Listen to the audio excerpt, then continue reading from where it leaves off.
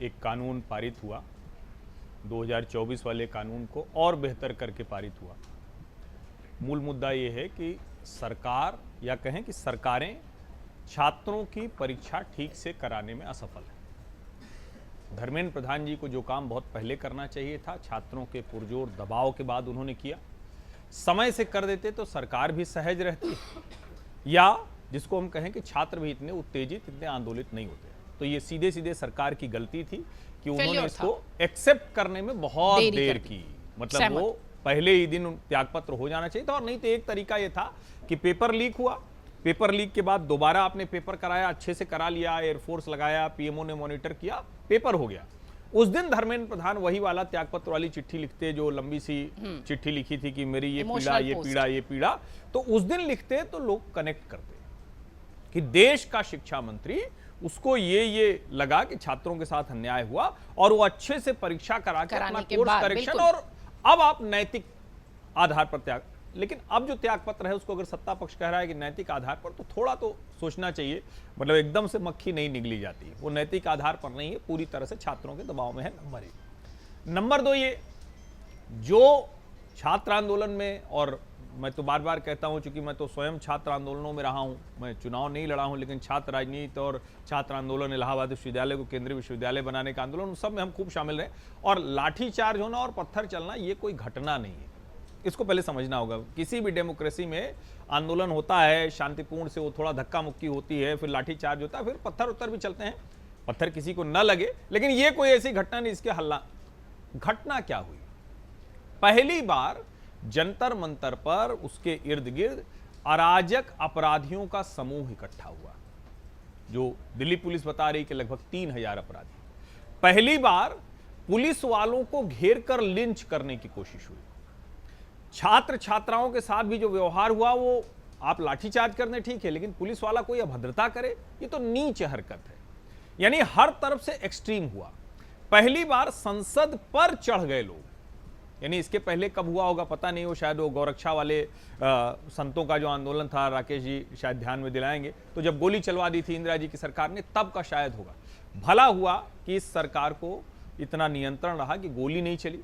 Pellet gun एक चलने की खबर है, उसकी भी जांच होनी चाहिए और जो कुछ भी है। लेकिन इसके बाद क्या, ये सब हुआ क्यों? ये सब तो छात्रों की परीक्षा ठीक से हो इसके लिए हुआ था।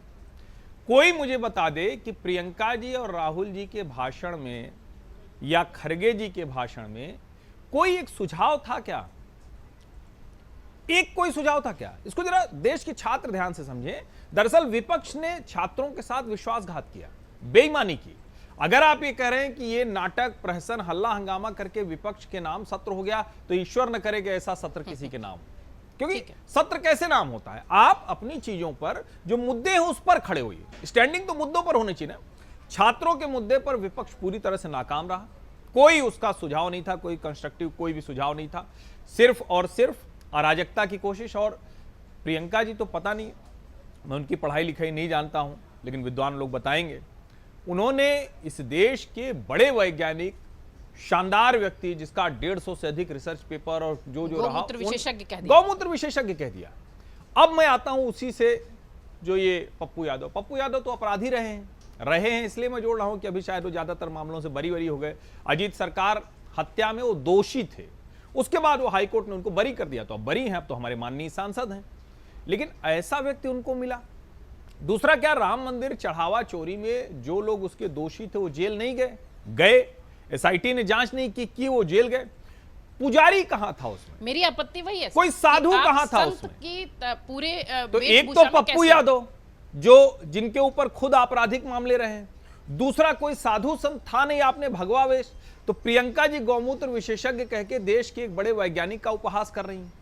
देश का एक बड़ा वैज्ञानिक, वी कामकोटी की प्रतिष्ठा बहुत बड़ी है, मतलब ये जितने लोग हैं उन सबके पूरे घर परिवार खानदान की डिग्री मिला के उनके बराबर नहीं हो पाएगी। और जो पप्पू यादव जो अपराधी रहे हैं, उनके ऊपर तो क्या क्या मामले रहे, मैंने हत्या का एक मामला बताया ही आपको, अजीत सरकार वाला, वो बाद में उससे बरी हो गए।